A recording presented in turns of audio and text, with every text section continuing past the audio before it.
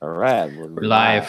You get to this is called the John texting edition of Launcher Programmers. Yes. He starts the broadcast and then goes quiet because he's texting. I messaged trying to get Manny in. So I'm in Barcelona. So nice. Very Go cool. eat some tapas for us. What's that? Go eat some tapas for us. Some tapas, yeah, I know. Tapas are like the biggest ripoff in the world, though. I've never had it, so because it's like you order a tapa and it's the price of a regular meal, right? It's like 9-10 euros, right?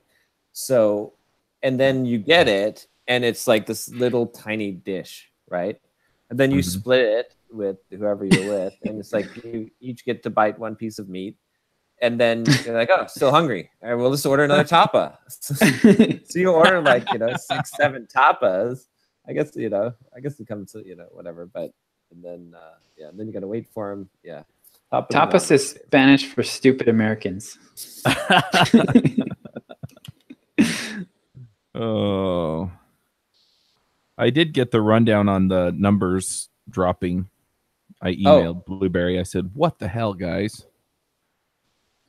What it's the stupidest thing. So they said, so part of it is that they switched over to the IAB tracking numbers thingy, and part of it is so that standard. What it says is that you basically, and it was funny because when I talked about this with you guys, I kind of came to the same conclusion on my own as far as tracking uniques, within 24 hours from the same IP address and the same user agent.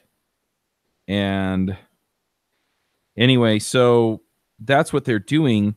But then they found out that I guess Apple Podcasts, the app, was telling it was sending requests with two different user agent strings. Oh, so you were essentially getting double counted if you were using the Apple Podcasts app. And depending on the show, between 60 and 80% of my listeners are using that app. And so if they got a request from, anyway, so they were deduplicating it that way. And so that's why my numbers dropped so precipitously. And I gotcha. And the guy that emailed me back, I've talked to him before at some of the podcasting events. He also mentioned that Libsyn and some of the others had the same issue at the same time. And so I went back and I looked because he specifically tied it to iOS 11. And yeah, when iOS 11 released, there was an uptick in my listenership. And then December 1st is when the downtick occurred. And so anyway, that's more or less what happened. So DigitalOcean's marketing agency wanted a report, and so I basically said, hey, look, these numbers aren't what I expected, so let me email my stats provider and find out what's going on. Of course, they haven't really pushed back or anything yet, so yeah, DigitalOcean hasn't. No. Okay. I mean, but everyone suffered the same problem pretty much. So yeah, I would just tell them, It's I'm not just like it changed. It's not like it dropped, right? I mean, that's the key thing. Is it's like, whatever the numbers say, it doesn't really matter. It was like the same value now as it is before. Yeah, they said that it hit some people harder than others, and I'm still a little bit skeptical because those numbers are lower than they were before iOS 11. Yeah. So I don't know what the story there is. Yeah, but anyway. So I think when I go back around for renewals, I'm basically just going to be like, look, here's essentially what I understand happened. I've been trying to give everybody the best information I can. And so I'm going to just offer, I'm just going to say, look, so I'm lowering the prices, for the exposure you're getting, because you're getting lower amount of exposure as far as I can tell. And and then let them renew at a lower price. I don't know if you should. Well, they're not getting a lower amount of exposure because they're getting the same exposure. At least they're getting the same exposure they were. It's just that the reporting is showing a different number. But but your pricing CPM based, right? Yes, it has been. I mean, I could keep the same price And and you just kind of decouple raised it using the new numbers to justify it, right? yeah. Oh, I see. Yeah. But- Okay. I guess that kind But of. I can. Well, I haven't changed the pricing since December.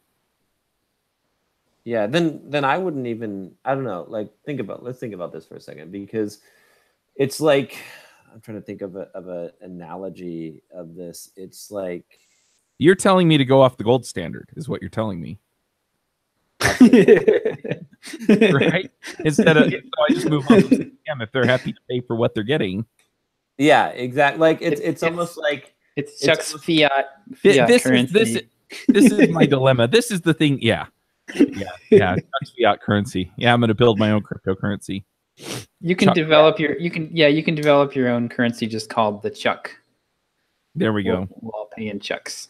Yeah. It's kind of like, okay, I was thinking, okay, let me think about this. Here's an analogy. It's kind of a weird one, but I had a Okay, here we go.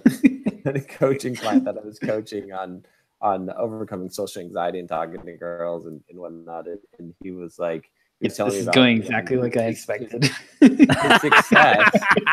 success that he was having, and then he was like, yeah, and then I was talking to her, and I was like, I'm so glad that you responded positively to me, because I was like so nervous and I hadn't done this before, and I was practicing like to do this, and I was like, why did you say all that? What happened? Like, don't volunteer that information. Like, you were fine, you were good. She was happy, you're good, and now she's like processing all this information about I thought this was a cool guy, and now I'm not so sure anymore. So it's kind of the same thing. It's like, you don't need to like say something that's going to like make someone like, just if they're good, they're happy. If they complain, then I think I just wouldn't volunteer it in order to. You see what I'm saying? Like don't put your own foot in your mouth. Like, make them. I mean, I have a lot of these kinds of things going through my head, and that's one of them, right? Is if they're happy to pay what they're paying and they're happy with what they're getting, then, In fact, here we go. How about this? Here's an even like another level of this, which would be this. What if you tell them that you were initially going to raise the rates, but you've decided not to because there was problems with their reporting, and so they're getting a discount. So normally on this renewal, I was going to raise the rates by X amount, but because of all this, some of the stuff that happened with the stats reporting changing globally, I decided to just keep the rates the same. That's possible. I have two other issues, though, that I'm a little concerned about. One of them is that most new sponsors sponsor based on the traffic that I tell them that I'm getting. And so if I'm lining up new people, I don't think I can sell them for the rates that I'm getting with my current sponsors. And the other thing is I tend to put those numbers out there so people can just come at me and say, I want this one and I'm willing to pay this much. Yeah. And so if I put out a lower number than what my current sponsors are paying, then they might have an issue with that. And I know that some of them do check that stuff periodically. They're not checking on those numbers per se. They're just checking to see what I have published. Yeah. I mean, I guess like from a kind of like, and I want to deal straight with these folks, but yeah. I feel like dealing straight isn't necessary. I mean, so if I'm out there deliberately trying to hide that the numbers are different from what they had been in the past, I think that's not dealing straight. If I'm out You've there, done a really bad job of that so far by telling you. Right, I know. But if I'm in there and I'm just saying, look, if this is worth the value to you for what you've been getting so far, right? I don't feel like I'm ripping them off, and I don't feel like I'm being, right, deceitful. You basically what you'd have to do would be to raise effectively to keep the same rates for new clients. You'd have to raise my CPM. CPMs way. Yeah. How much is the hit? On some of the shows, it's about half. Wow. Yeah, I don't know. I guess I would lean towards not saying anything about it unless they say something. Like, again, you can't advertise it at that. Like, you have to, if you're going based on CPM, like, you can't, like, it would be outright lying if new people came on and you said this and then it's not that. But people that are already sponsors, there's no reason to like stir the pot, I think is what I would say. It's like because Yeah. you can always, like, if they raise an issue, you can explain what exactly happened, but Mhm. yeah, it doesn't. Are you publishing your rates publicly? So I have, oh, y'all, holy cow. So I have in the past, and I am going to be putting the rates on Podwrench, mainly because I want people to be able to just come in and, you know, click on the ones that they want, order. But I'm generally finding that most people need a sales call, and then I just send them an invoice. Right. That's still the way it goes. Even I've actually sent a few sponsors, you know, to that page to say, hey, you know, go pick what you want, and then we'll move from there. And they don't. Eventually, I just email them and I say, look, I just threw together this invoice that's for this many episodes, and that's what they wind up paying. And so I'm kind of leaning toward at this point, just working out some kind of payment system through Podwrench, so that it's just, hey, look, here's a package, and then they can just click on the package and buy it. In which case, I could just set the pricing for the package. But I have to make it worth it to them, right? And I think if I sweeten the deal a little bit with saying, look, we'll send out an email campaign as part of this package, you know, for a week, and talk about, you know, why people need something like what you offer, and then, you know, a sales pitch at the end of that. Or, you know, that could actually be a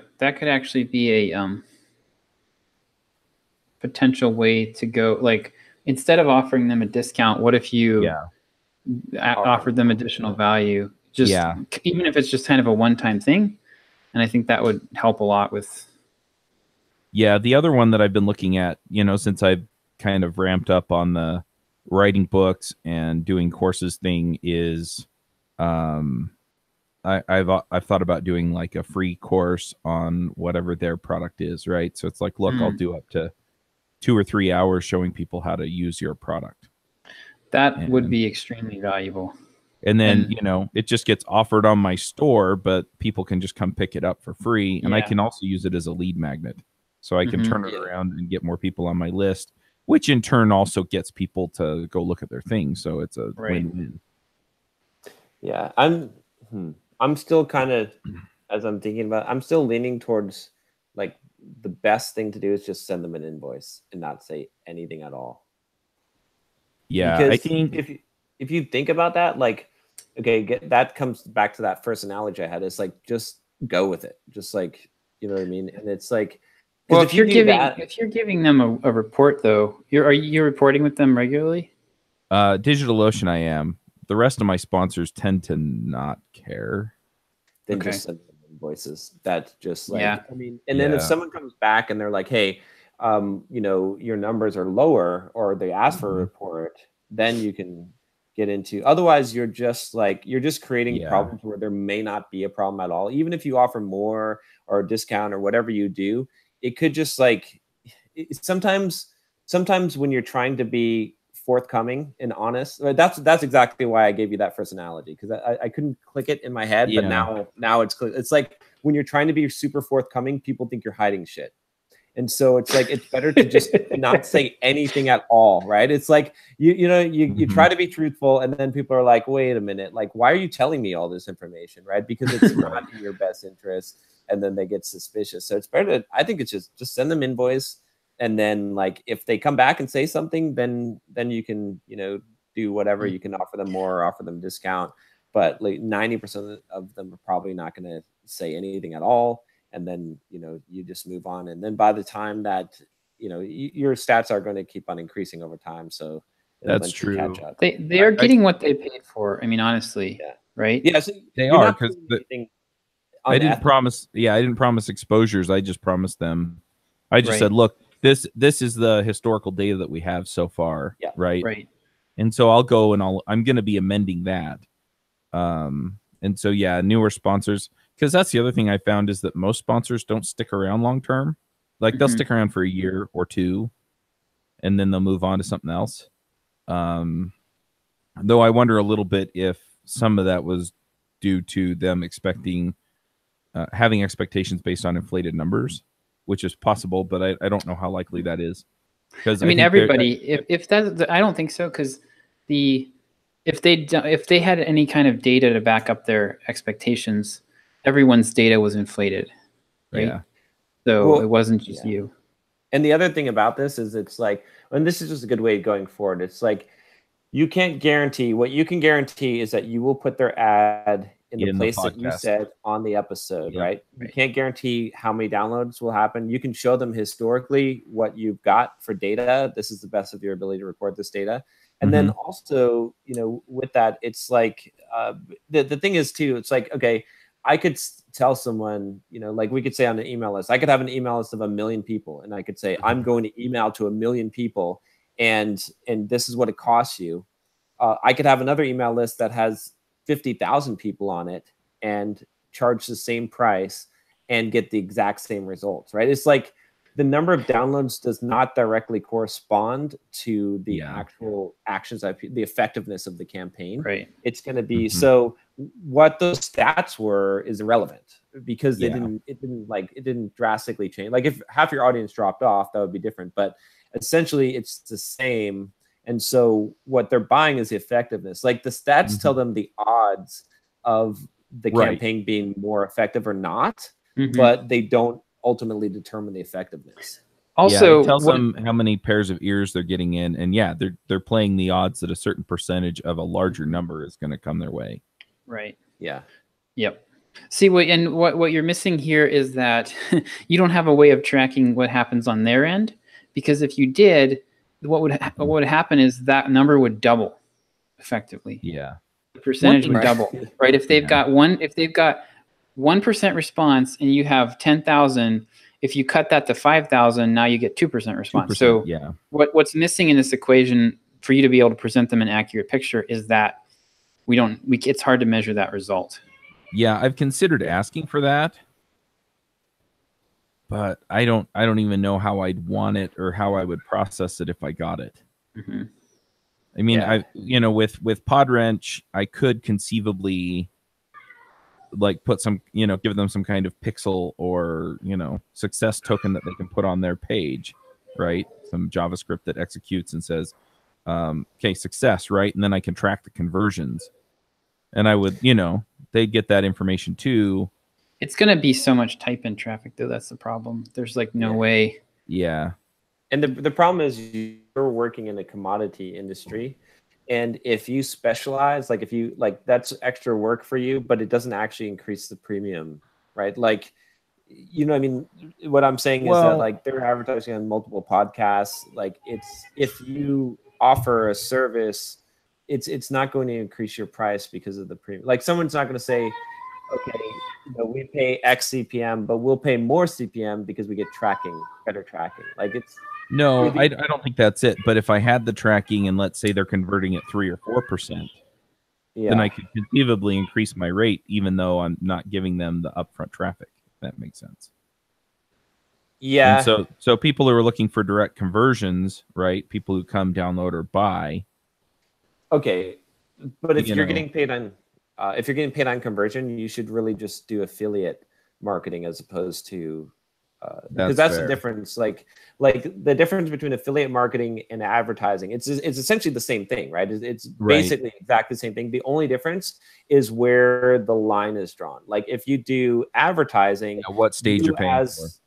Yeah, you're basically guaranteeing, or not guaranteeing, but you are giving them the exposure, and the results are up to them. If you're doing affiliate marketing, you're drawing the line over here, and you're saying, okay, I only get paid if you get for every lead that I turn you. Which would be great, but most people aren't. Well, the problem with it is that most people are not willing to pay anywhere near what they actually make off of a customer. Yeah, that's true. Yeah. So like they'll pay you, like most people in this, for Drip, a customer for them might be worth like, $3,000 or something. And they'll pay us like, this bad example because Drip's recurring, but they'll pay you like 15% recurring or something. Right. So it ends up not being worth it. Like if it's not going to be worth your time to do affiliate versus paid advertising because they're not going to be willing to pay a high enough percentage. Yep. Unless you knew or you have some way of increasing the conversion rate based on what you do, right? Like you control the ads in that case. Like if you're the one creating the message, then affiliate is more effective. Right? Like you could look at like what we do with Simple Programmer. Like one example would be Bluehost, right? So we do about like around $2,000 a month in Bluehost referrals. Like that's how much we get paid affiliate. We could, instead of doing referrals, like charge them an advertising rate, but I don't think that they're going to pay. I don't think they'd pay $2,000 a month in that. Maybe they would. I don't know. But in our case, since we're controlling the funnel and we're making that high conversion rate because of our messaging, it's better. It's a better deal for us as affiliate. Right. That's going to be pretty rare, though. Yeah. Yeah, that makes sense, though. Yep. Yeah, I think I'm just going to work off of that for right now. Because, yeah, I mean, it doesn't change the equation for anybody except for the one sponsor I have who's actually asking for these numbers. Yeah. Right. And yeah, then the other thing is, I mean, I would really love to be able to, give conversion numbers, especially if they're good, to potential sponsors and say, hey, look, we have, you'll get 15,000 listens on JavaScript Jabber or whatever it's at. But yeah, and then you're going to get, it converts at like 5% or something, because then I could increase the rate from what it is now if that were the case. But you don't know what the conversion. But I don't know that, and it'd be a ton of work to figure that out unless the company's already tracking that. But a lot of times, this is the other thing about a lot of these sponsors that I've come to understand is that a lot of them just want to spend the money so that they can feel good about it. Yeah, for lack of a better term, right? Campaign, yeah. We have a lot of people out there who are hearing about us. And look, we saw a little bit of an uptick in traffic when we started sponsoring that show. And, and so, they're happy. And I think to some degree also like Datadog and they're not sponsoring anymore, but they were the first time they sponsored with me. As soon as their sponsorship was up, they sponsored for like 4 weeks. They had gotten such a good response on their traffic that they renewed for a while. Yeah. And so I think, they had kind of saturated what I could send their way because eventually they backed off. And I think they changed people too, which often is the reason why I lose sponsorships.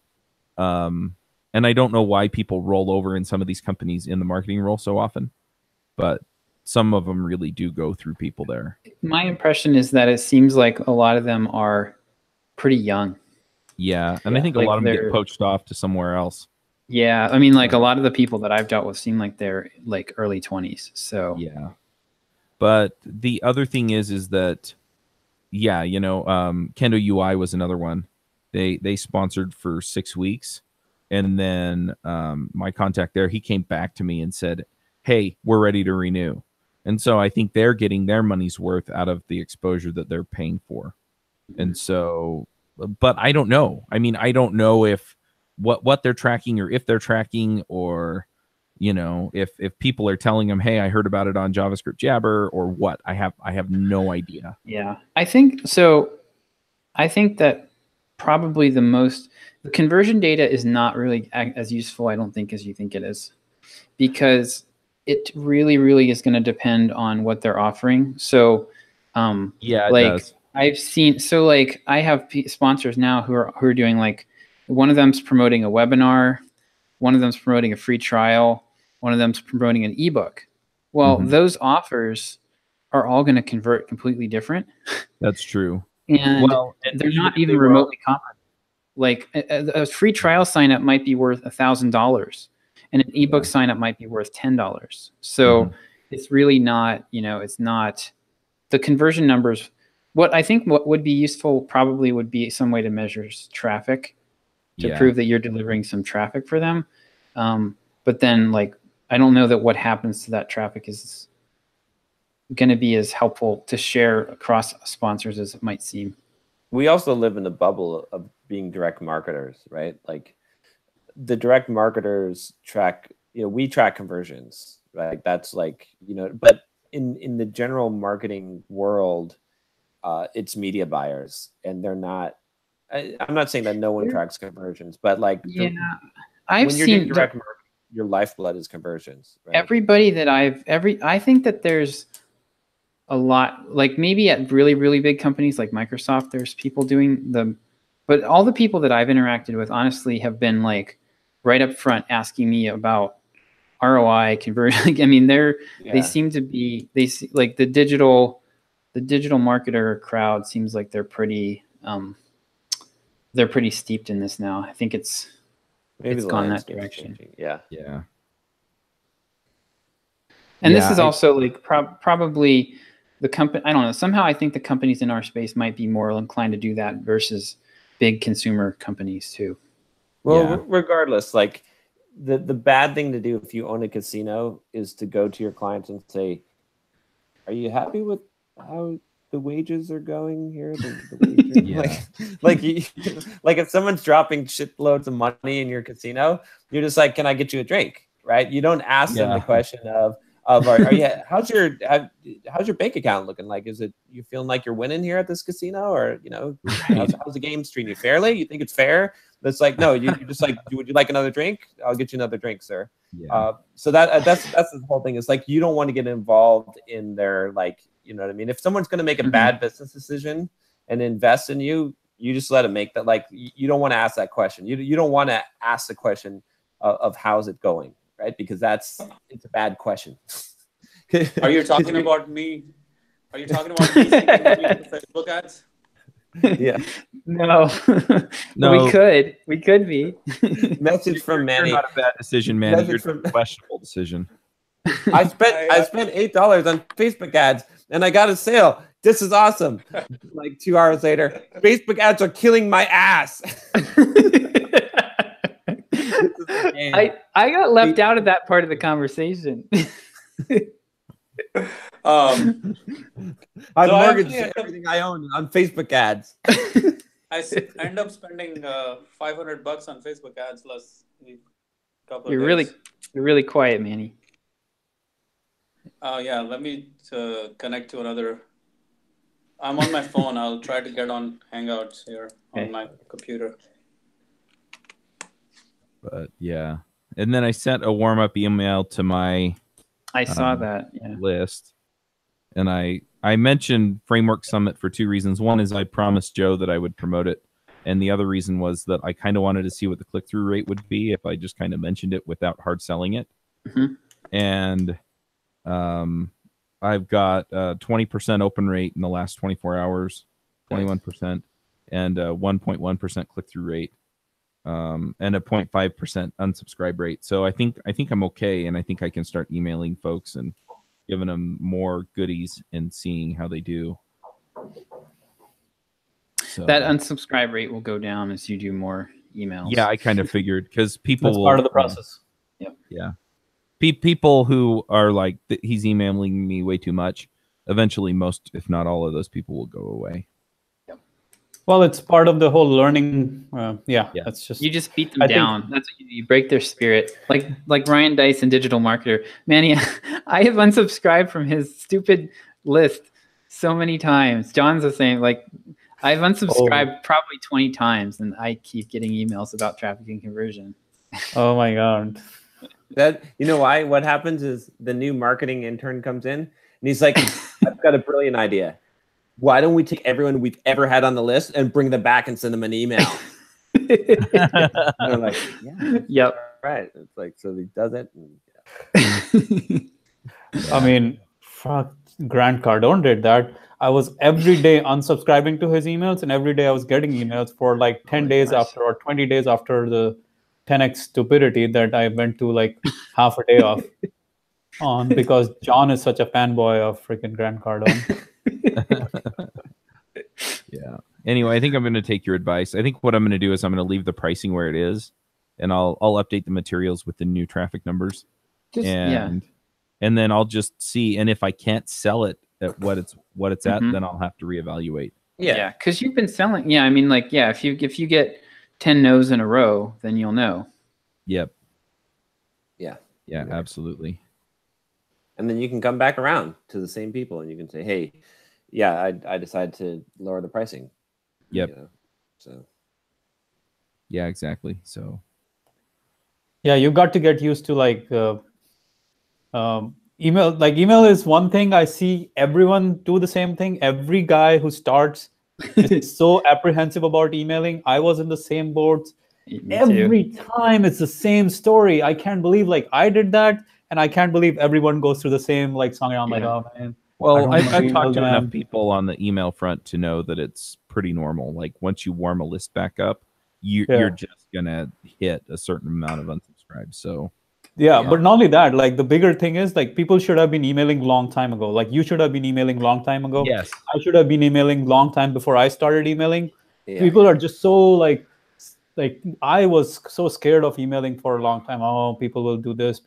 So I had this couple at the Pat Flynn Smart Passive, like Pat Flynn meetup group. Mm-hmm. And they're like, oh, we're trying to make this happen. We're really trying to get the sales and this and that. They do some like sales for surf tours, like info products on surfing around the world. And I'm like, okay, so you're just selling on your website? They're like, yeah, we have a sales page on the website. We just sell. I'm like, how are you driving traffic? They're like, oh, people find the sales page on the website. I'm like, huh? Really? Right? So I'm like, why you have an email list? They're like, yeah, we've got an email list of like 5,000 or so. I'm like, why don't you email them? And they're like, oh, we're protecting that email list. We're like making sure that's only for really important stuff. I'm like, what's more important than this right now? You're selling stuff and making money. They're like, no, we want to keep it like really clean and this and that. I'm like, same story, man. Fuck. Well, people are so scared of emailing.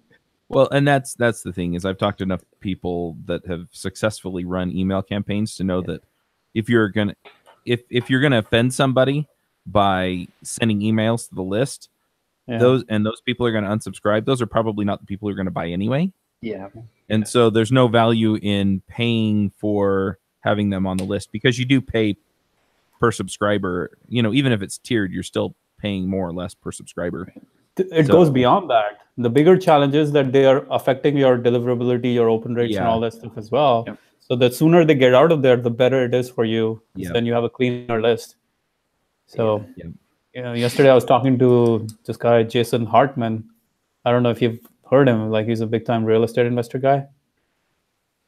He has a whole bunch of podcasts in real estate investing space. Mm-hmm. And he's selling this real estate retreat for 2 days, like real estate investment course. And the guy is really smart, wicked smart real estate guy. I would love to learn everything from him about real estate as well. He's been at it for like over 15, 20 years now. And he has a retreat in Hawaii. And I'm like, how are you marketing it? He's like, oh, I hired these Facebook guys to, run ads for it. And they're charging me like $1,500 a month for it. Mm-hmm. The retreat is in November. I'm like, what about your own list on your podcast? He's like, oh, my list, I have 30,000. I just don't know how to sell on the list, so I don't even email them. I'm like, oh, man. Right. I literally could sell your freaking, your audience on your conference. Like, I could write emails for you tomorrow that will sell that damn thing. You don't need to spend $1,500 on Facebook ads for that. You can literally do it for zero. And not only that, you will build goodwill with your audience. I mean, you can literally type an email in that kind of situation and say, I have a retreat in Hawaii. Click here to sign up. And the price goes up by $100 tomorrow. Click here to sign up. That's it. That's it. And you will get 10 sales or 20 sales from it when you have 30,000 people on the list. Yeah. You can do that to a PayPal link. Exactly. I've heard people doing that to a PayPal link with no sales page, and it will work. Yeah. Well, the other thing is you could even do something that's slightly charming that says, you know what? I had a whole bunch of people telling me to write these fancy BS sales emails, and and so you kind of tongue-in-cheek point out that that's a sales sales email, and then just say, you know what, you are all smarter than that, so if you want it, here it is, and if you don't, then I'm sorry I bothered you. Exactly. Yeah, there's like infinite ways to reach out to your customers for stuff like this. It's almost like it's criminal to waste money on new marketing activity when you have so much marketing potential sitting in your email. Well, the thing that I've been kind of toying with in my head as far as trying Facebook marketing and stuff is basically to get people to either subscribe to the email list, subscribe to the podcast, or both, right? And so it would be to bring people in. And so I would do a lookalike. Hold on, you're running ads there? No, I'm not. I've thought about it. But yeah, and so essentially it would be, it'd be a lookalike audience from my JavaScript Jabber list minus the people on my JavaScript Jabber list. And it would be, hey, here's an episode you might like, or something like that, where they, get prompted at the end of it to subscribe. So from my experience, the last 2 days, I'd like to hear about this. Right. I made John a superstar. John was on everyone's fucking Facebook feed for yesterday evening for the last. John was on his own feed, right, John? Yes. Yeah. Did you get those videos up? Did you put those up? Yeah. The videos were up to. You didn't get that? I didn't see the videos yet. Damn. Yeah, man. I had you. I wasn't gonna make Josh a superstar. He chickened out. I told him, hey, record a video. We'll put it up there. Josh had unpacking to do. Oh, come on, man. Nobody will buy from somebody who looks like a fourth grader. Yeah. Was there any? I didn't check the video, but was there any naked gay guys in the background? I was on Barcelona beach, So. No, the video was good. The video was good. It made some sales as well. So totally, what happened was, so here's what I learned from 2 days of Facebook advertising, because this campaign really turned out to me was learning about Facebook advertising. Set the context a little bit more too about what we were doing. Oh yeah, for the listeners. Yeah. So we ran our productivity books package promo to Your List, right? Yep. And Your List was sending traffic to my sales page, which had a special discount for Your List because we're doing a bulk discount, right? Now, I said, okay, let me just retarget. Initially, I got down this rabbit hole. The rabbit hole unraveled really fast. Okay, it all started like this. I've been in this rabbit hole 10 times myself. So yeah, I was staring at my Thrivecart stats, refreshing cart stats, and I'm looking at the cart bounce rate, and they're around 70% bounce rate, right? 30% are buying, 70% are not buying. I'm like, this is stupid. I'm losing 70% of people. Unbelievable, right? So I go and I ask on these forums. I'm like, how do I improve my cart bounce rate? I'm like all over these forums on internet marketing stuff, right? And people are like, oh, you got to start retargeting. You got to start retargeting. I'm like, all right, fuck it, retargeting. So I go talk to my friends who are like Facebook marketers, Miles, Zach, all these guys. I'm like, hey, how do I do this shit? So I literally get on the call with screen share with Miles and Zach and all these guys to get my campaign going. Like, okay, you need to pixel this, you need to pixel here, you need to do this, and create a retargeting campaign around these things. So I was like, all right. So I started the campaign. Within a few hours, I had the campaign going, retargeting campaign, which was basically people who had hit the sales page. So there were initially 3 metrics, 3 pixels 3 events that we had. People who hit the sales page, people who hit the add to cart, and people who purchased, right? So people who purchased were getting excluded from any advertising, but people who hit the sales page and people who were hitting add to cart were getting advertised to again and again and again, right? So when I started that one, that retargeting with a really simple ad of just the same picture as what was on the top, the banner, which was like just the brain 10x productivity, really that simple, and saying the discount goes away, 58% offer is expiring, grab your discount soon. That's it. That was actually the best performing ad after all the ads I created, like 10 other ads I created later on. And John's was good too. The video was good. But it came in very late by the time we got there. So that ad got me around $7 per new customer, in the sense $7 per purchase. That's good. That's not bad. Yeah, $7 per purchase. So the only limit I was running into with this was, at some point I was saturating the people who had hit sales page. Yeah, because there's not that many of them. There's going to be the ones who clicked were not that many, and the ones whose Facebook information there is, they're not even fewer, right? There's like a lot of time. Well, if you do a customer upload, Matt, it's usually about a third is what gets matched. Your list was really good. So from the 18,000, we actually got 15,000. Oh wow! Yeah. Okay. So that list was amazing. Wow. That's a legit list, right? Because it's an open list. It's the guys who actually are following that list. So it's a really good list, right? So when I was doing that, I found like $7 per customer. Literally, it was like at $70, I had 10 sales. And I was like, wow, this is pretty cool. So it was working. And then I talked to Zach and Miles again. They're like, yeah, you probably are better off, like, if you want to scale this, because you're going to reach the end of frequency. Once you start hitting a frequency of like 6 or 7, Facebook is not going to show your stuff, because then people are feeling spam. Right? So then I was like, all right, what do I do next? They're like, oh, you need to get the list from Josh and John with their permission to remarket, and you need to remarket to the audience who have opened the list, opened that email, right? Opened the last 2 emails. And that's why I came out to you guys. I'm like, hey, let's get that going. Let's get your open list, right? So I got that. I put it as a custom audience. I created a custom audience out of that. It was like 15,000. And I created a whole bunch of ads and marketed to them. Now, interesting thing. This is like learning by fire, something I probably kind of quote unquote knew, but this was like real learning, right? Real with money, you learn really fast. When your money is burning, right? So the remarketing to the people who had hit sales page was extremely profitable. Like, it's so good. I would do it all day long. I should actually, now I'm thinking anytime I do a campaign, I have to do that. There's actually no question. Anytime I'm doing a promo, if someone's hitting a sales page, that's like money in the bank that's got to be used. Because it's going to convert. Let me burst your bubble for 1 second, though, on that. Which is that I know you're probably saying that the conversions are not real and they're not always coming from Facebook, right? Well, yeah. Let's take our shirts off and talk. The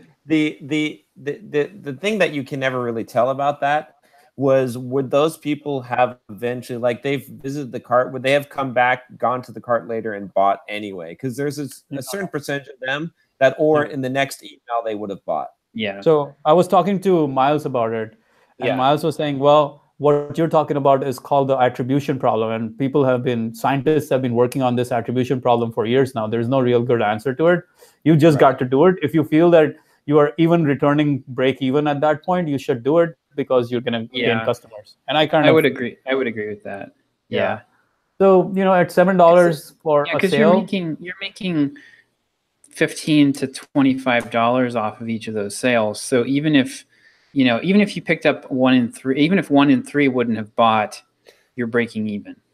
Well, that just means then you need to have like a 33% of the cost of the acquisition cost. If your acquisition cost is 33% or less, then yes. Otherwise, you're right. That's the question of attribution. Where exactly is the attribution in this whole thing? Now, I'll take us back to the book of Permission Marketing by Seth Godin. In that, he talked about how ultimately marketing is a game of repetition. Yes. Right? The cost of marketing is the cost of repetition of the message, because you've got to repeat the message for the buyer to buy. So ideally, it's 7 times at least for the buyer to buy, right? So you've got to get in front of the customer 7 times. So now the question then becomes, getting in front of the customers on Facebook and constantly reminding them of this offer. It's possible they would have still bought from the email list, but the fact that we got in front of them and were constantly in their face was a repetition of the message. So it's maybe direct response, maybe not direct response, but it's definitely attributional and repetition that's going on there. It's constantly on the top of their mind. Every time they go to Facebook, there is fucking 2,000 books, and there's John there, and there's me there. And they're like, all right, I got to, if it was on their mind, if the sales page was there, now it's like, it's all over the place. Yeah. It's freaking like this shit is real. This is all over the place. Guy naked there? What is that? Are you going to take off your shirt now? So, again, going back to the whole thing, people on sales page, man, I'm not saying you should go and find new audience on Facebook. That probably is good for like a much higher ticket price point. But retargeting to the audience that's already been on sales page is definitely worth considering, especially if you have a price point that will sustain it. What were you seeing with the opens then? The opens were tricky. So the opens took a lot more money initially upspent before they even started to convert. So initially I'd spent like $100 before I even saw a single sale on it. I was like, oh shit, But I was committed to the experiment. I was like, fuck, I'm gonna go on and I want to see what happens, right? I want to see what the truth is compared to what the numbers are. So I kept going, and then at the end of it, I spent maybe on the opens around. So we got 33 sales from Facebook for $500. Okay, that's not bad. That's not bad. I mean, what's that for? What was the gross? What was the gross on that? You'd say around $15 per acquisition. Well, that should be profitable then, theoretically. Well, no, because it was an affiliate campaign. Yeah, if it was which is fine. Yeah, which is fine. For me, it was more about the learning. I wanted to really see how far we go with this, right? I really wanted to see whatever people are talking about, is it real? Like, is Facebook working? How far is it working? So $15 customer, all right, fair enough. Now, if I had a higher ticket price point, or if I had a better way to convert those customers, like a webinar or something, or a phone call, then you can see how this could actually scale for someone who's got that kind of a higher ticket price point and a webinar sales funnel or something like that. So $200 were spent. Yeah. Okay, so you got 33 conversions.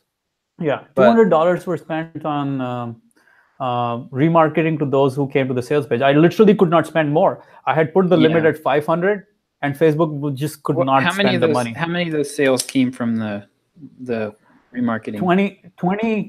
21 sales came from remarketing to the ones on sales page by just spending $200, because I was hitting saturation at one point, right? Yep. I was already at maybe at 150, I'd already gotten 20, then another $50 got me one, right? So I was hitting too much of the repetition. But with the remarketing to the opens, from $300, I got 13. So that was more expensive. But conversions don't matter as much as gross spend. So because you have upsells in the funnel, right? So what was the gross revenue generated? Because what we need to know is you know what I mean? Because if you have a lot of upsells in there, average order price is what you're looking at, right? Yeah. Well, for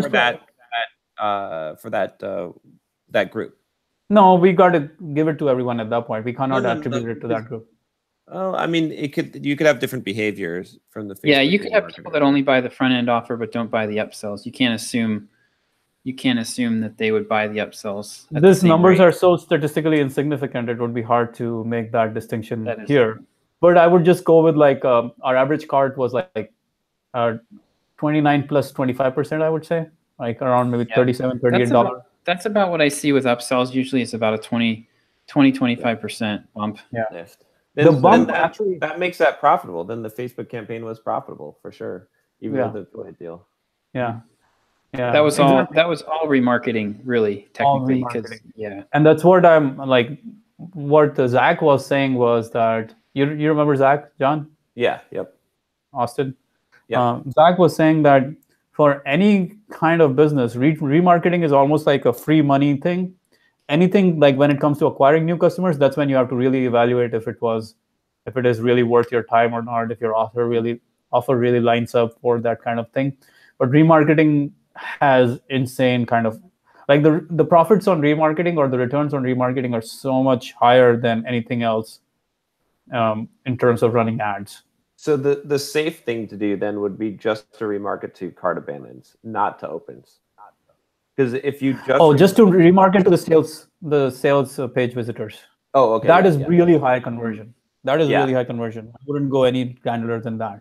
Yeah, because at the opens level, it's questionable whether that's worth the spend or not. But I would say if it was your offer and your list, you'd still make it work. My offer to your list might have been a little difficult because they don't know me yet.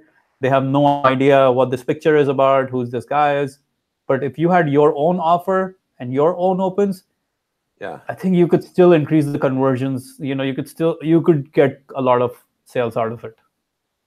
Because in those moments, you become omnipresent to them more or less. You're on their Instagram feed, they're on their Facebook feed. Okay, so here's I've tried this actually and not seen any appreciable sales from it. And part of the reason for that, I think, is that on a normal day, if you've got autoresponders set up, we might have 100 people hitting that sales page.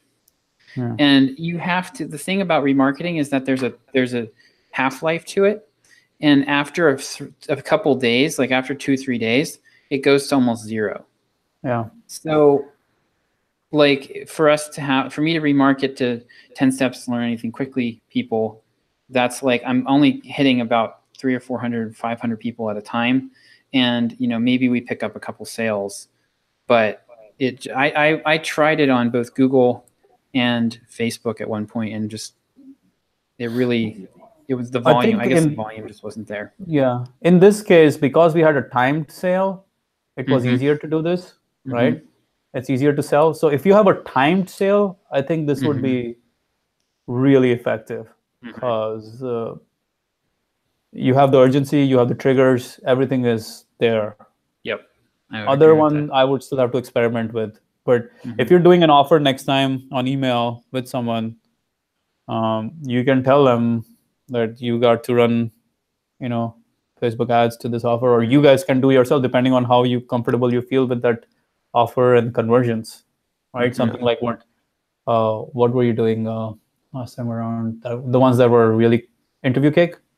Yeah. That would probably work good on that. That would kill. That would kill, I'm sure. Yeah. So if you get like people who are coming to their sales page, well, they would have to do it because it's their pixel. Unless they give us a pixel to put on the page. They can give you the pixel. Like that's actually a new marketing trend nowadays. People are sharing pixels. Yeah. So literally, you could give me your pixel, I could give you your pixel, and then we would have the audience. So yeah, I think there is a place and time for this thing. In the sense, we can make it work, especially if we have a limited time offer or we have a high ticket offer. Right. Because at $15, we're talking about maybe $2 click, right? $2 click, $3 click, 100 clicks, 200 clicks, getting them on a $2,000 product webinar call. Yeah, you could potentially see sales there. What was I going to say? Forget. Oh, this is why the effectiveness of remarketing is why the cost of cold traffic has continued to go up, because the remarketers are soaking up all the bandwidth, and it's profitable, so they can bid more. They can bid more. So it gets really hard. That's why it gets harder. It's like Facebook, you used to be able to get traffic for like pennies a click, and it's gone way up because everyone's doing this because it works. Yeah, the retargeting is like I did not understand the effectiveness of it until I had to do it, until I had to spend money to learn it the hard way. Thinking in bets. I haven't finished reading the book. What do you learn from it? Well, basically that like one of the best ways to make decisions is to put money on the line, right? Like like one of the biggest takeaways is they had double-blind peer-reviewed studies, right? And what they did was they had two scenarios where the peer reviewers were just doing their reviews, and they had one where they were putting money on the line as to whether or not the research was correct. They were like betting money, and the people in the peer reviewers that had bet the money had more accurate reviews of the predictions of the actual results without seeing the results, right, of just the study.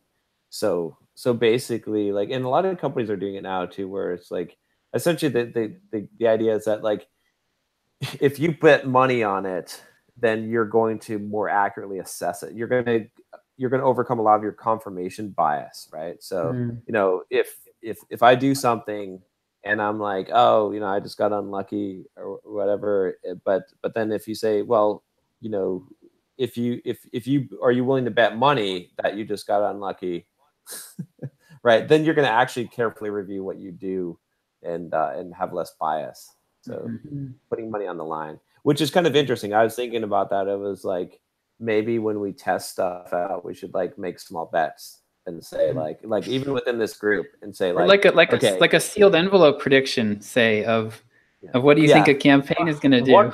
Hey, Josh, I was thinking about it. What if your sealed envelope had $20,000 on it? Things would have been different because you would have. My sealed envelopes used to have $20,000 on it. So I wrote down I guess it was Tuesday morning at 9:14 a.m. I sent Manny a shot of the Post-it note where I wrote down exactly. You killed me with that email. I wrote exactly what I thought was going to happen. Day 1, gross revenue $2,500. Day 2, gross revenue $2,000. Day 3, gross revenue $5,000. Total of $9,500. We're currently sitting at 99.59, but Manny threw me a curveball with those ads. So yeah, freaking. That's why Josh didn't want to get on the ads, because he knew I would totally overpower his. Did the last email go out? Is the sale finished now? Yeah. Yeah. Yep. It's over. So it was over last night. But yeah, no, I've been doing this for a while here, so I kind of knew. Like, anything less than 10K, I was gonna be really disappointed. So last night I was like throwing money at Facebook so hard you wouldn't believe it. Like I finally figured out. I didn't know that there was an accelerated way of doing it. So I got on a call with Miles. I'm like, dude, this thing is not spending money. What am I gonna do? It's like, oh, you need to go into accelerated mode. It will just spend all your money like now rather than spend it through the day.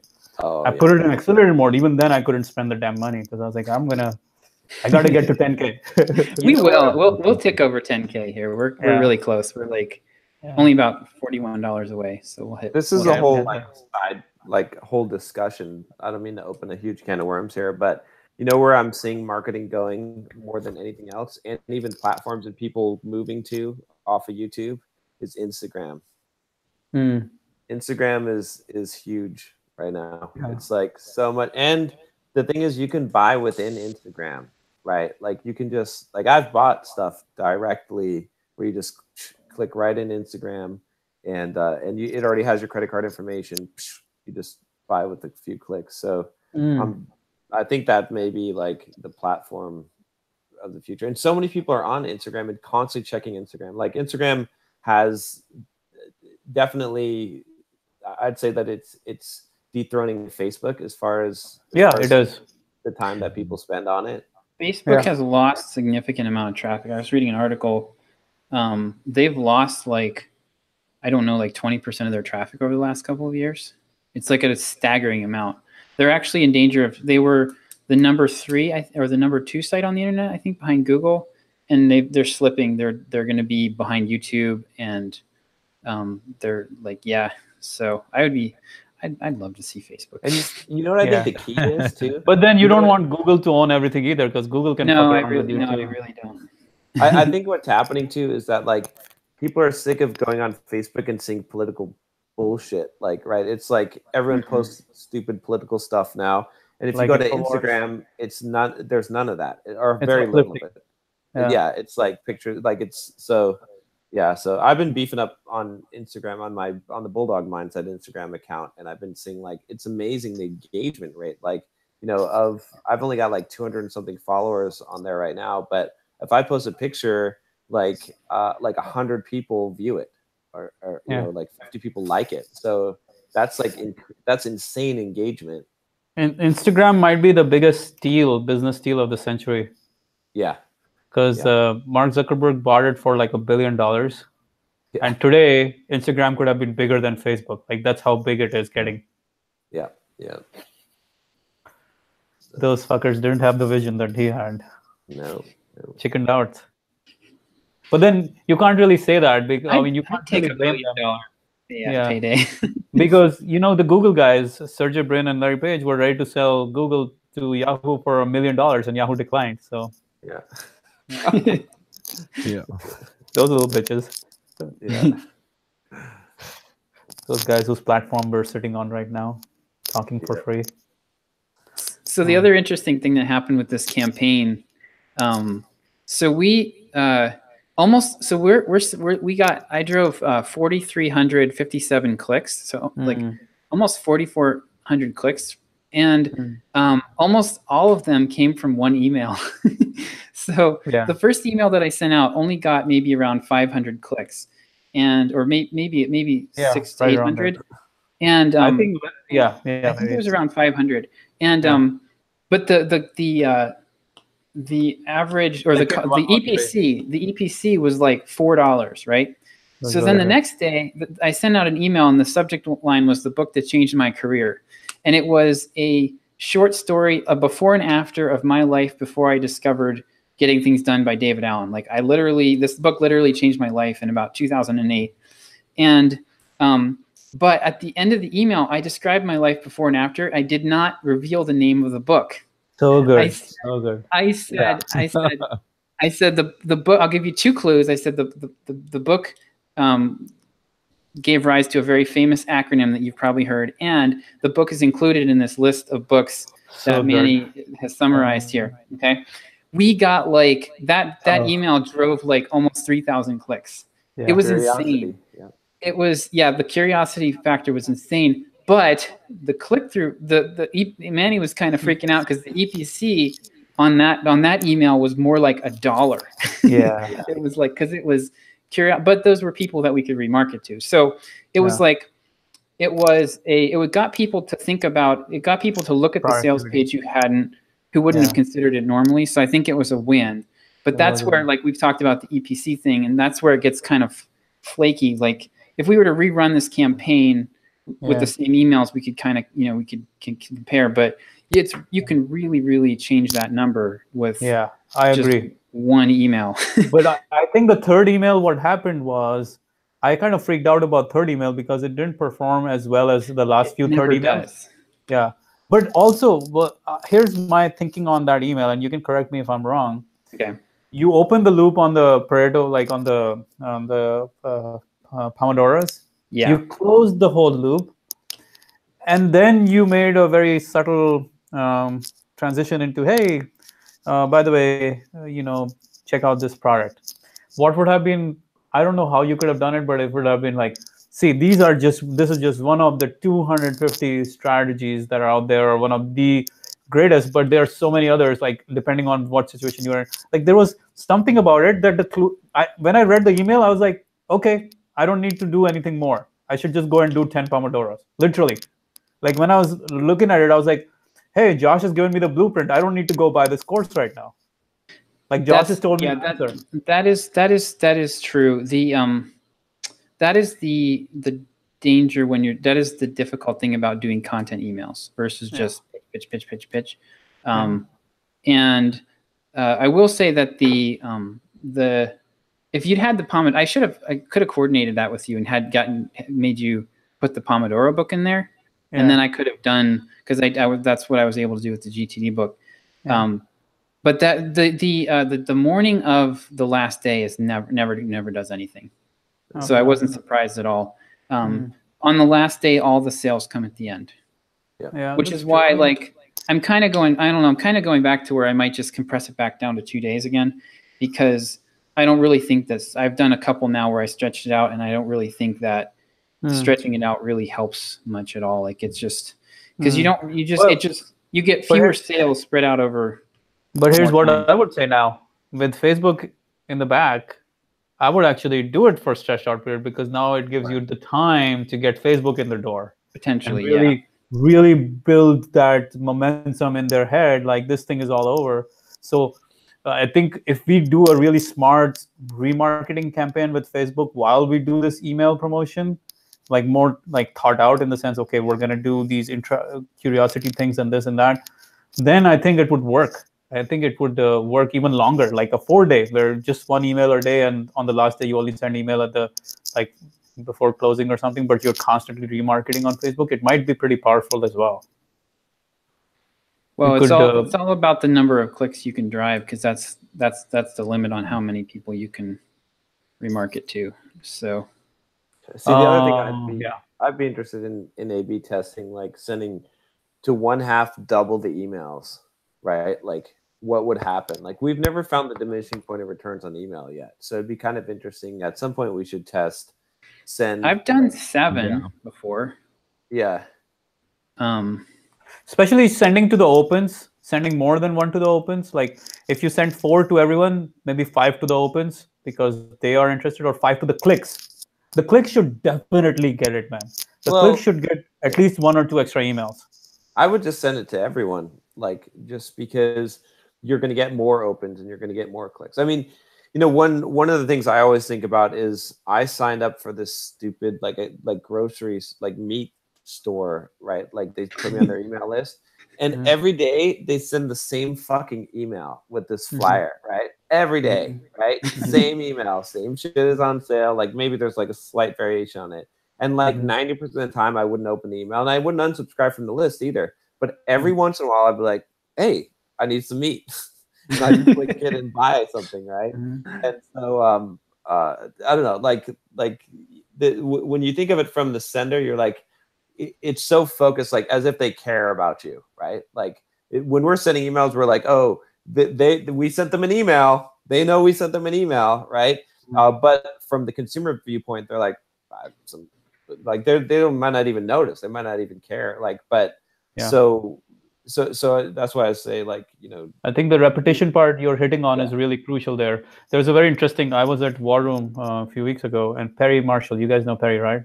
Not Perry, what's his name? Perry Belcher. Perry Belcher. It's these fucking two Perrys.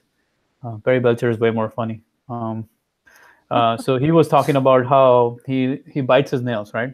He's biting his nails all the time. So he subscribed to this guy's this guy's blog on how to not stop biting your nails, right?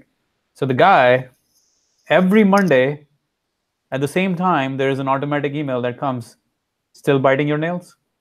If you're still biting your nails, I have the solution. This is the course, right? So Perry's like, okay, I got it again. I can't believe he keeps sending this. This is so stupid. This is the stupidest form of marketing I've ever seen. And then one Monday afternoon, he's sitting there in his office, he's biting his nails, and it's all bloody. And the email comes, still biting your nails? And he fucking literally clicks and buys the damn product. Okay, so we're talking about, I just want to call attention to the fact that we're talking about two completely different things here.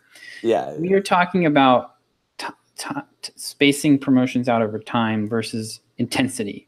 Timing. And sending 10 emails in 2 days is not the same as sending an email every week for a year or whatever. Yeah. And I was talking to Manny about this earlier in the week. A lot of times there's a certain amount of juice that you can squeeze at any given time. And then you have to just wait. And then people will come around, and then you'll get Perry Belcher sitting there biting his nail while your ad comes up. But if he had sent 10 emails in one day, that wouldn't have been as effective. It wouldn't have really you're not going to convince somebody to buy today just by sending them more emails if they're not interested. That's true, but I think there's this medium, right? Well, there's a reason why a lot of these guys do launches that are like 5 or 7 days long, where they send emails for 5 days, 7 days for the $2,000 product. I think they're building that curiosity. They're getting their foot in the door. They're building their time. They're educating the customer, constantly making that ask. So constantly educating. So, and also now with remarketing, with retargeting, you're getting that opportunity to do that as well.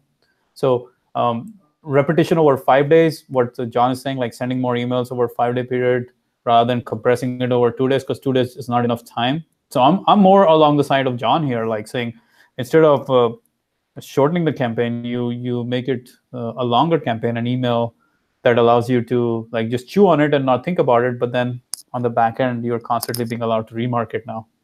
Well, we're going to try later this month. I for this specific type of thing, I disagree strongly. Like, I really think that with the limited time, it's a different, when you have a bigger product, a longer launch is necessary because it's a longer buying, there's just a longer buying cycle when you have a bigger product. Sure. When you have a limited time offer for a low ticket product, that's intensity true. Is, I have found to be, I think it's more effective. Okay. We're going to try this month. I've been talking to Jason Humphrey, and we're going to do a launch this at the end of the month. And I am planning on making that a longer, it's going to probably be a $200 or $300 price point. And we're going to do a 5-day, actually thinking we're going to do a 5-day free course to launch the thing and then launch off the back of that. But the reason that I'm doing it is because Jason and I don't have a lot of credibility right now with the audience. So I'm looking to use the content, the pre-launch content, to build that credibility up. So you guys are creating the course? Yeah, we're creating it. Nice. All right, here's what we should do. Okay, we should divide the list into 3, right? We should each bet $500 on what strategy to use, right? How many emails, duration, right? Any of those variables you can alter. And then whoever third sells the most, they win the pot. I don't want to have to write emails for all 3 of you. The problem is that Josh is the one that controls that thing because he's the one writing emails, so he will win anyways. If there's too many sales, Josh will send a bad email saying, "Don't buy this product anymore." Yeah, and that's it. That's the end of you winning that. I'll throw some emails in there. No, I guess no. I would say that if you're looking at like raw conversion numbers or like raw gross revenue for, I would pretty much bet money that sending more emails is always going to bring in a little bit more money. Is it worth it? That's the question. That's the question. Over the long term. Yeah. But I think over the long term. Then you have to evaluate, okay, what is the marginal cost of an extra email versus money spent on Facebook advertising? Then you balance those things out, right? Right. Would you rather spend money on Facebook or would you rather spend money on email marginal cost that you are assuming is built into this equation, right? Because you're going to spend money on marketing. That's either ways you're spending money on marketing. Whether you're spending your email, what I would call quote unquote, your email like goodwill. Yeah. Right. Your email value in some ways, or you're buying that goodwill from Facebook. So that's we will never Speaking of which, we've had this many times. Hi, there we go. I wanted to make John as omnipresent as Ty yesterday. The video didn't come in time, but otherwise it would have been like literally right now. Facebook has it such that as soon as you go to your Facebook feed, the second thing on the feed will be an ad. Yeah. First thing is whatever. Second thing is an ad. Last week it was all Pat Flynn on my feed because he was selling his podcast course. Oh yeah. Yeah. And yesterday, hopefully we dominated some of the Simple Programmer productivity feed or Simple Programmer feed, because I know John sent me a snapshot of him getting one of my ads. It was on your Facebook. It was on your Instagram, right? It was on my Facebook. Did it go to Instagram too? Oh yeah, it was on Instagram too. Yeah. Oh, I didn't know if it was on Instagram. Okay. Yeah, it was all over. All right, Chuck needs to bail. Shall we do thoughts? Do thoughts. I'm going to roll with the curiosity is very, very powerful in marketing. Like the click-through rate on that email, I sent it to the entire list. So 96,000. The click-through rate on most of the emails from that campaign were around 0.5%. The click-through rate on that right now is sitting at 2.2%. So like almost 5 times as much. Wow. So I had one more thing I wanted to talk to you guys about before we get into thoughts. Chuck, if you want to leave, go ahead with your thoughts. I wanted to ask one more thing. No, go ahead and ask. Okay, so here's my other thought on this thing.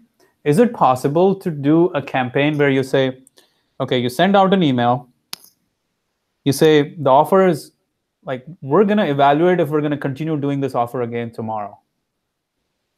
So this is the deadline. But depending on how it goes, I might or might not actually have it open tomorrow. Do you think something like that would work? Because then you can actually create mini deadlines inside of your deadline, bigger deadline. So I don't know. I've seen, so Brian Harris did something like this. I think he still does, where he offered new time, like he'd do like a 7-day launch. And then he noticed that no one bought except at the beginning and the end. So he tried doing new bonuses every day. Like he'd add a bonus and you had to buy that day to get the bonus. And to me, it made the launch, you'd have to really split test it to see if it actually increased it. I tend to think that it just shuffled things around. Probably his last day spike was a lot smaller to compensate for what he got done during the middle of the week. Like he was pulling those sales forward. and I'd never seen anyone like A/B test that. For me, it made the launch as someone consuming the launch, it was really confusing. Yeah. Okay. Fair. I think what I have seen work well is the penny auction approach, where it's like the price goes up every time someone buys. That I've seen work pretty well. I've not seen anyone. Some shopping carts support it, but I don't think. Yeah. No. So this actually, there are two reasons why I'm saying something like this. So you can actually get out of emailing more if the offer is not converting. But if the offer is converting, saying, okay, we're going to keep on doing it. So every day you're saying, hey, I'm not sure if I'll actually have this deadline, like I'll have this offer tomorrow. I think I've just got this offer for one day. But if it does well, if you guys buy, I might open it tomorrow, but this is all I got. And then the next day again, if it does well, you send more emails. If it doesn't do well, you just shut it down, saying it won't. You don't send any more emails about it. Then you have two deadlines built into this whole offer. Try it, but bet money on it. The one thing I don't like about it is that it feels kind of smarmy. Like, no, you're being legit. Like, for example, if it was Podio and you saw the results, you would have said, nah, man, we can't do this because it's not, we're not getting any returns on this. You can literally shut down offers. I think I know, but if you did that, I think if you did that 3 or 4 times in a row, people would just kind of be like, I don't care. Like, it might be useful. It might work once in a while, but I don't think it's something you can do every single time. Plus, you always want to have the message that we're selling the shit out of this. It's everyone's buying this. You never want to have the message of I'm a loser. I suck at selling. Like, you know what I mean? Like, I don't think you ever want to have that image. You want to have the image of like people are buying, they're chomping at the bit. You're thinking about ways to ramp up the scarcity. I think it would be awesome if you guys could have like a separate email list, which was like Simple Programmer Deals. SimpleProgrammerDeals.com, just like AppSumo, which is just about programmer related deals. And you just sold there separately. You let people go on that email list if they want. I thought about doing something like that. Yeah. Oh, you at least register the domain before anyone else does.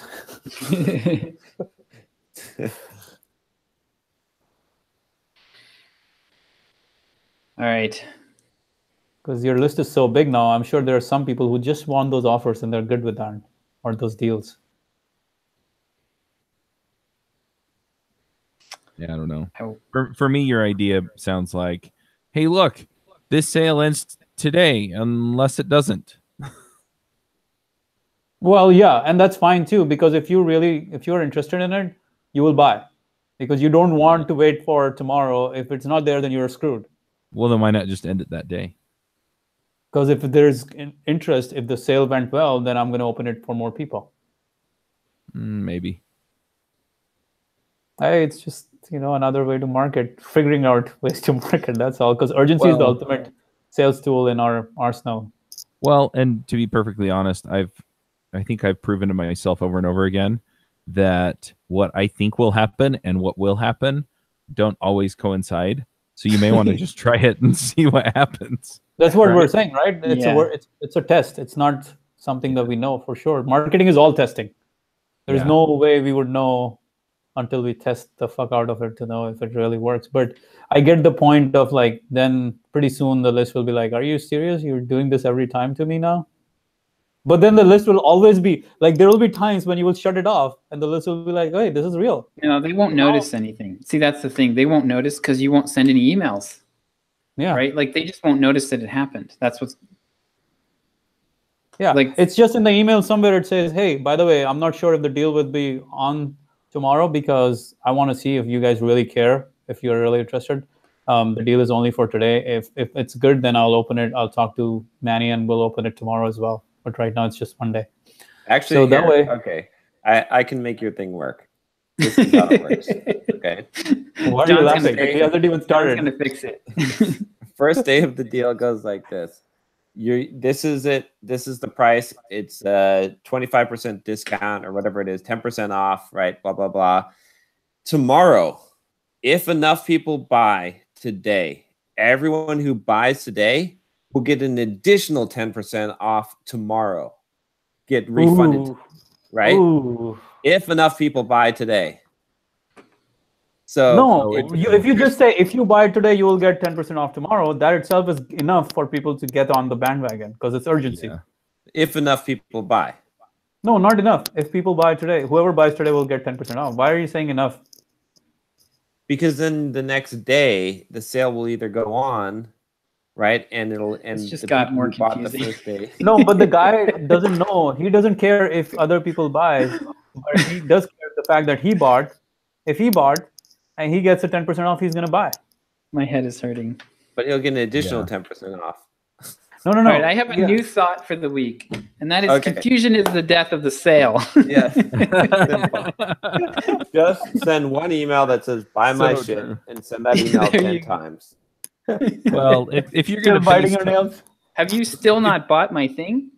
Yeah, if you're gonna base tomorrow's discount on today's sales, then you need to give them a way to share that sale, right? We're all trying to get 10% off. Exactly. But then keep it simple. Right. or not simple and really curious. Yeah. There you go. All right. I really do have to bail now. Yes.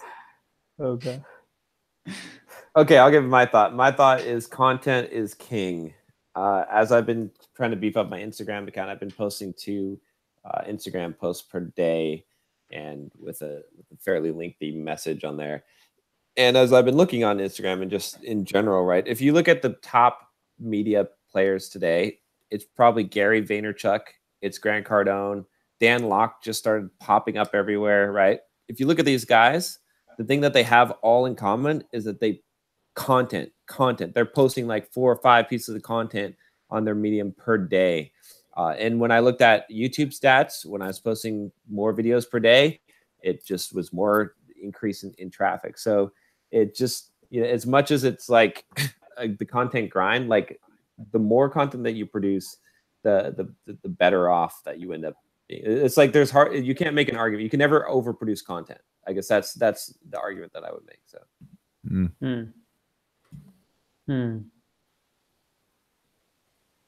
Nice. I have a thought, and that is, so I found that my phone is my work avoidance tactic, right? Yeah. And so I'll play Clash of Clans until I run out of attacks or something, and then I'll move to another app and play a bunch of that. And I found that I was doing that more and more. And so what I've done is I have my task list, and like Pomodoros for me are sometimes kind of hard to stick to, and I don't know why. But what I've done instead is I've basically said when I complete this task on my list, then I can play, 1 round of attacks on Clash or whatever. And just spacing that out and kind of giving myself, that thing, whatever it is, and then going back in on the next one, that really seems to be able to help. And I've I got a ton of stuff done, and I didn't even work a full day doing that yesterday, and it was just mostly because I was able to tackle that and because I had my task list done ahead of time. So anyway, are you on Simple Programmer list, by the way? Am I? Yeah. I'm really good at archiving those without reading them. Because yesterday they were running a promotion on something called productivity. Yeah, I saw that, and then I archived it. 50 book summaries of the greatest productivity books out there. And there was also a course in there on never procrastinating again, which has like over 25 strategies on how to never procrastinate. One of which is what you just talked about. But there's 25 doing others. some remarketing here. Gotcha. I know a guy. I can probably get that because I know a guy. Oh, you know the guy. You might have to get that, so that you've been talking about procrastination in the last couple of weeks. I'll make sure to send it your way. All right, sounds good. Chuck. Yeah, check it out. I think you will get a lot out of it. There's a lot of good stuff there. Yeah, a lot of it's just been escapism too, because I've gone through some rough stuff lately. But things are getting better. So yeah. Anyway. Yeah. But there's systems you can put in place to stop that. Yep. To any of that. Like there's processes and systems that you can place. That's why these strategies work. They're real. My thought, so many thoughts right now because of the stupid launch. I think the best learning happens when you are forced to deliver results, right? The whole idea of willpower doesn't work, in that he's talking. Have you read those? Have you read the book Willpower Doesn't Work? Ben Hardy. I have not. Nope. It's really good. I've read 2 books called Willpower. No, so this one is the opposite of that. Those books don't work, John. You read, no, Willpower is great, but what he's talking about is really legit, like designing your environment, designing all those things. But ultimately it comes down to throwing yourself into situations where you've got to figure out a way to figure it out. And that's what happened with my Facebook ad thing. Like I was avoiding it for so long, but this case I was like, well, let me just put the money in and now let's figure this shit out. Let's rather than just, let me design a campaign in the future, blah, blah, blah. It's so much better when the traffic is there, when everything is happening, and you say, all right, let me just go figure it out. So I had like 2 nights of no sleep almost, but it was worth it because I learned so much more than I probably could have learned in like 6 months of trying to take courses on Facebook and do all that stuff, because I was just forced to make my money work. Exactly. Yep. Hey, when are you coming back, John? You just got to September 1st. First. Okay. That's almost done. Alrighty. All right. See you next week. We'll be crossing 10K. Yes, we will. Gonna take you a whole